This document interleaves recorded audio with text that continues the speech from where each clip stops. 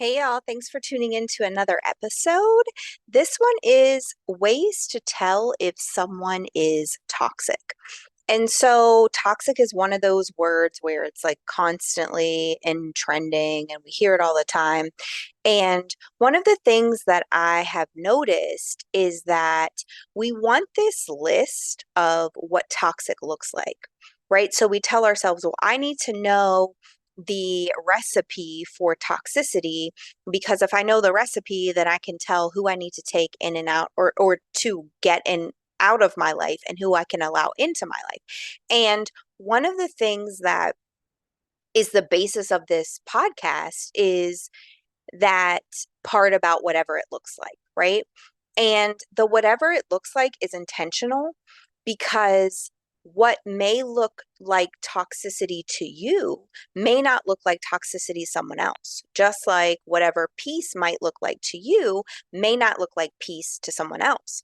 And so when we're thinking about how it pertains to us and our own authentic version of what toxicity is, we have to really think there is no clear-cut pattern for this. There's no, well, this is toxic across the board. I mean, there are some things that are that way. Obviously, abuse is toxic, etc.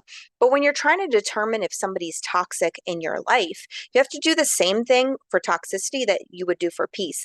And I had this conversation with my friend Effie, and we were talking about peace. And I said that nature brings me peace. And I think I've said this before in one of the pods where it's like nature brings me peace. So I like to be out in nature.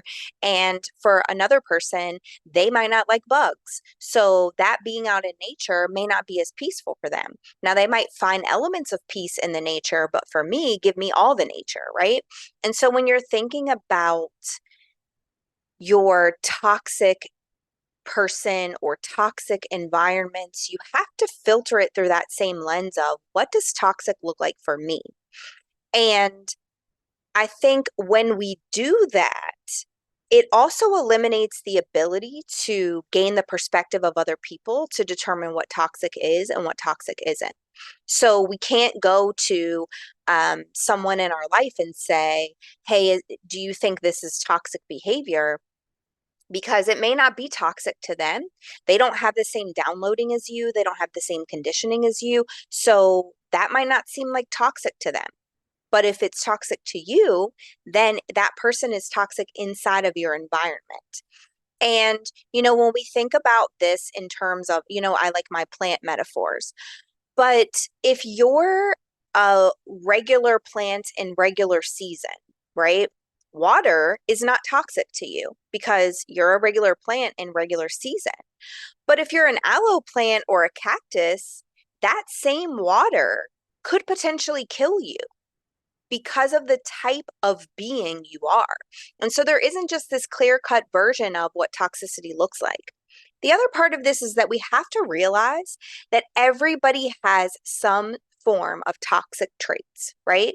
It is a human nature and universal rule that everybody has things that are in them that aren't good, right? Like, and I hate that word good, but that aren't positive for the people around them.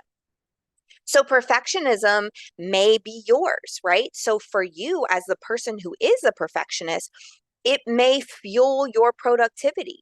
But for the people around you, that same perfectionism might give them anxiety because you're constantly wanting things to be a certain way. So therefore, that trait that fuels you is toxic to the people in your environment. So let's get off of this like self-righteous high horse for a moment and really get into ourselves and say, okay, there are some traits about me that may when they're exposed into the world or when they're put into the world, they may be toxic. And that doesn't make me a toxic person. It's just a trait that I have that isn't received in a positive way from the people around me because of what it does to them.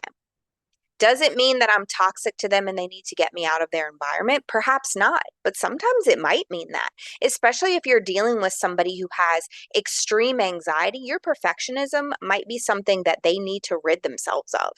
And that's just the reality of the situation. So, the first thing that we really have to do when we're thinking about toxic people and toxic environments is to know ourselves. What are the triggers that we haven't actually healed and the downloads that we haven't actually dealt with that if those things are um, touched upon or if they are agitated by the people around us, that breeds a toxic environment.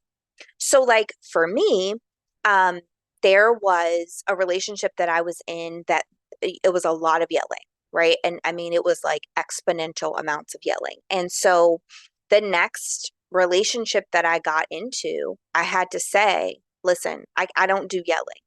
So if you have a concern, you're going to have to bring that concern to me and we're going to have a conversation. Now, for some people, that might not have been toxic, right? But in that relationship for me, if every time he felt a big emotion, which he exerted into the world as anger, he would yell. And therefore, it was triggering to me. Now, did I need to go inward and fix the fact that I didn't like to be yelled at or I didn't like to hear yelling? No, because that's a non negotiable for me. If you have to yell to get your point across, then clearly you have something that's historical that's happening right now and it's hysterical and you feel like the louder you get, the more someone's going to hear you. We all know that the louder someone gets, the more we turn off our ears and become defensive. So I don't need to fix that need inside of me for someone to be gentle. So that was a trigger for me. It was something that I made the person aware of very early on in the relationship, and it was something that they could not go without inside of an argument. It was their natural reaction. In order for that person to not be toxic to me in my life, they would have had to fix that thing. And I wasn't going to require them to fix it in order to be in my world because that's not up to me to do. So perhaps they need to find someone who can experience yelling and who is okay with yelling and that doesn't feel toxic to them. Perhaps there are people in this world who are that way. I'm not one of them. So that was a toxic person inside of my environment. And therefore, that was something that I needed to get out of my environment in order to maintain my place of peace. So when you're really thinking about it, you have to go inward to figure out what those things are. What are things that trigger me? Am I working on those things for myself? Is it something that shouldn't trigger me? And the only reason that it does trigger me is because of something that I'm not willing to expose and deal with? Or does it trigger me because it's a non negotiable? And once you do that, you will determine what those non negotiables are. And you will decide that anybody who's in your space who exhibits behaviors that are in those non negotiable ranges, that you no longer want them in your space. So, what are some signs of some of those things that we can list out as toxic traits across the board so that we can at least have a list of some of the things that aren't necessarily unique to us, but they're just things that are like common human decency that should exist and they're not inside of this space. Well, one of the ways that you can tell if somebody is a toxic individual and is toxic to their environment, the one that you're in, is if you notice those signs in all of their other environments. So if there's somebody who can't have relationship with their family systems, can't have relationship with friends, consistently just doesn't have relationship, it's probably because there's some sort of toxicity with them inside of relationship, which is why they aren't able to have relationship with very many people. If you're noticing that the people that they do have relationship with are very chaotic and tumultuous and tend to be, heightened emotion inside of those relationships, then it probably means that that person that you're dealing with is a toxic individual or has toxic traits that do not give them the capacity at which to be in relationship with people until they fix them. Another one is they don't have the capacity to listen. So if you're dealing with somebody who cannot listen to you expressing your feelings, can't listen to the happenings of your day, can't listen to some things that you may be really excited about, or even if you're unhappy about them, then that person is really structured in a way that they can't take in information that deals with other people's emotions or experiences because they're so self-consumed with their own emotions and experience that they can't take on anyone else's. And those people are toxic inside of relationship, period, because you cannot be, relationship requires you to be with someone. And if you can only be in and with yourself, then you cannot be in relationship with someone. So that's going to be toxic to you. And you can really see this very clearly when you're experiencing that person. One of the things that they do, and this is another one of those toxic traits, is everything is autobiographical. So if you're sharing your worst experience with them, their response is not typically to get with you in your emotions, to say, you know what, this sounds really hard for you, and allow you to just be in that emotion. Their experience inside of that space is usually, yeah, I know. Don't I know that too well? Oh, yep, that's me. Because they want to tell you about a time where they experienced that pain or a greater pain. That's what autobiographical is. Anytime they position themselves to actually listen to you, and I put that in air quotes because they're not, listen to you in conversation, it's really just them gaining access to the emotions that you're feeling so that they can one up you with theirs.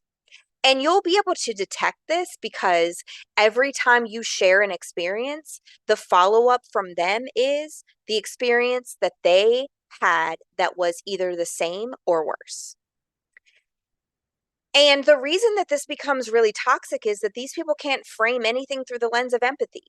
They are quite literally within their own feelings and themselves so much that they don't have an empathetic bone in their body. And so, therefore, they're not going to be able to give you anything relationally.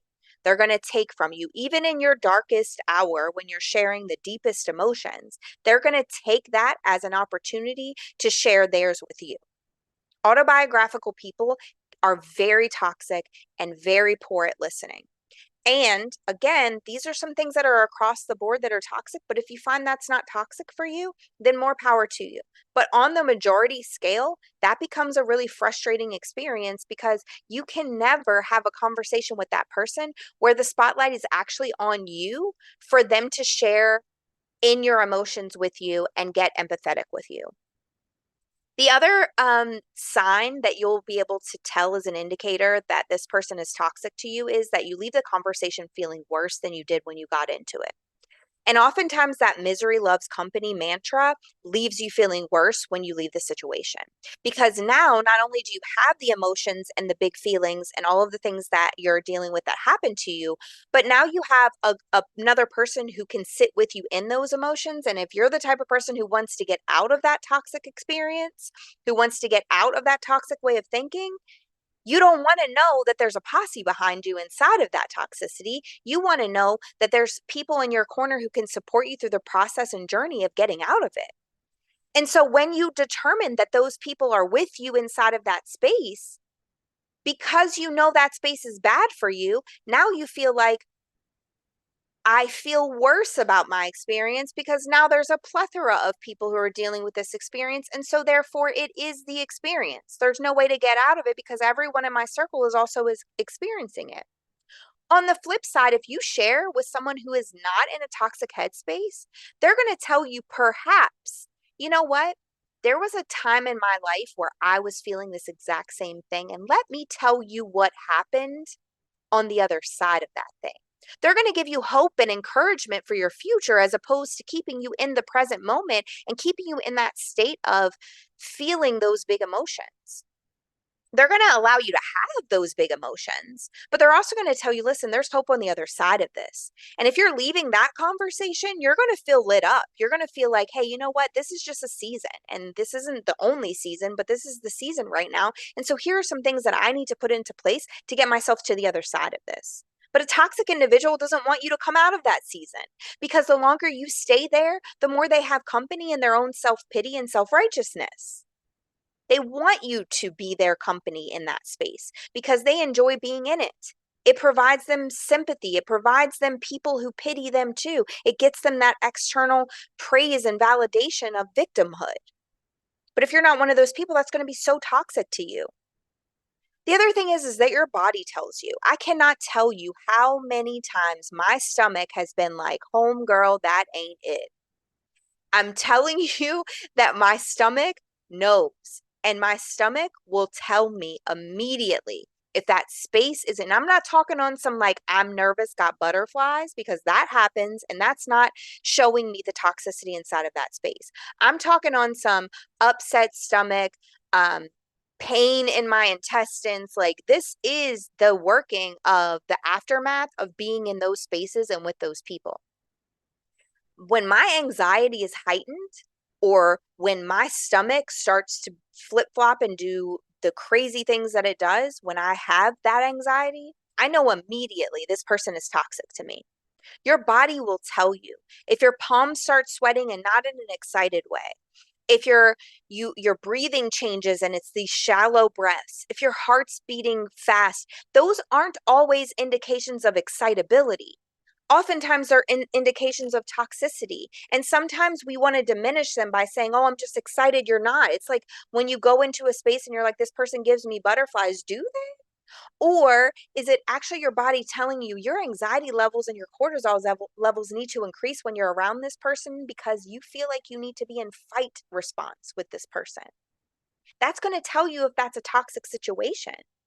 And if you don't pay attention to your body, then your body continues to make you pay attention to it. So even after you leave that experience, you go into a state where you want to feel peace and your body is still at that state of fight because they've experienced that process for so long when you were in the space with the person that now your body doesn't even know how to relax. And I've told you the story before about how I had to start yoga because I didn't even know how to relax my body because I had never experienced a space where my body was relaxed. I went to an overproductive childhood, to an overproductive adulthood, to overproductive relationships, to not ever feeling like I was enough. And my body was always pumping cortisol through it. So I actually had to start yoga to figure out what relaxation looks like. Your body will continue to warn you after you leave the situation because it knows that situation is not for you. And if you don't get out of it, I'm going to keep reminding you until you do. The other thing is their advice is more for them than it is for you. So what I mean by that is they give you the advice that benefits their need for your dependency instead of the advice that actually would change the trajectory of your situation. So instead of telling you the thing that you might need to do when you go introspectively, one, because they don't know what that thing is because they don't go introspectively, but instead of telling you that thing, they're going to tell you the thing that keeps you in a space where you're more dependent on them. So instead of encouraging you, they're going to, in a subtle way through manipulation, discourage you so that you remain in the dynamic with them that supports their need for your dependency on them. These are traits of people who are consistently toxic in the lives of other people. These are traits where, in the beginning of this pod, when I said that sometimes you have to determine if that's actually toxic for you or if it's just something that you need to deal with on yourself, these are traits that transcend across the board because people who can't listen, people who are consistently autobiographical, people who need your story to fuel them or are trying to one up you or leave you feeling in a state of dis-ease when you're in their space and when you leave their space, those people are toxic to the majority of the environments that they're in, unless they're in spaces with people just like them. And so when you're thinking about, is this environment toxic for me? Is this person toxic for me? You have to resort back to those non-negotiables that we talked about in the beginning. Think about the things that trigger you and aren't spaces where you need to do the work, but that other people in your space can't get in because the work was building a boundary around that thing. And don't make them negotiables. If you decide that somebody who's consistently negative is somebody that you don't want in your space and that's a non-negotiable for you, then don't change it. Don't allow those people into your world, even if they're family members. You might tell yourself, okay, this person is, maybe you're not ready to cut them out of your life, but this person is consistently negative. So I'm setting a timer for 5 minutes on this conversation because I know that it's toxic to my system to continue to hear that dance of victimhood. You can create parameters around it to protect yourself. If you know that your triggers are a result of yourself, then go introspectively and start to work on those things. But if they're a result of the people that you're letting into your space, then you need to go introspectively and decide why you're letting those people in your space on a consistent basis. This is your life. You don't have to remain in spaces that are toxic to you. And perhaps it's toxic to you at 19 and it no longer is at 33. Okay, your non-negotiables and your needs for your life are allowed to change over time. If now I can handle somebody who loses their crap and yells every once in a while, then okay, great. But at the time where old boy was continuing to be loud and angry and just screaming when he couldn't handle his own emotions, that was toxic to me and I needed to get out of that space. So today, I really encourage you to go write the list of your toxic non negotiables, things that you know trigger you and you are not willing to bend on, because if you do, it's going to break you. And then think about the spaces that you're in and the people that you're with, and think about what of those characteristics that we talked about today they are exhibiting. And if it's on a consistent basis, then you have to decide, are you willing to continue to allow toxic people to inhabit your life and continue to have that physical reaction that says that they're toxic to you? Or are you in a space where you are willing and committed to saying, I need peace above all else, and I am willing and committed to getting rid of whatever does not provide that peace for me, whatever that looks like and whatever that means for you. We have to cleanse ourselves of the need to have people in our lives and to have spaces in our lives and start to conform and transform ourselves and get into a space where we need our authentic selves and the peace that means more than we need anything else. And we're willing to transform our surroundings in order to get watered the way that we need to be watered. Thank you for tuning in. Remember, you can get your book, Poems to Heal the Dead Things. The link is in the description. Go ahead and get over to all of those links. There are several to get your copy. And remember that this is a poetry journal, so you'll have the poem itself. Then you'll have the lesson learned, and then you'll have a space where you can ponder your own experience. If you're in a space where you need healing, I greatly encourage you to get the book, and not just because I wrote it, but because the book was birthed from a space of healing that I went through, and I know that it works. I know that it will change things and move things. Also, don't forget to go ahead on over to my pages, social media, YouTube, like and subscribe. Also, remember that this pod comes out every Monday, and if you would so graciously leave a review, that would be amazing. It continues to get this message out to more people, and I would love for more people to be able to learn the lessons that I learned through my healing journey without actually having to experience that massive amount of pain for years to get there. Also, remember to go to my website, carrienicole.com, to get blogs and other information. You can subscribe to get emails when those things come out. And y'all, I so much appreciate you. I thank you for tuning in every week, and I will see you next week.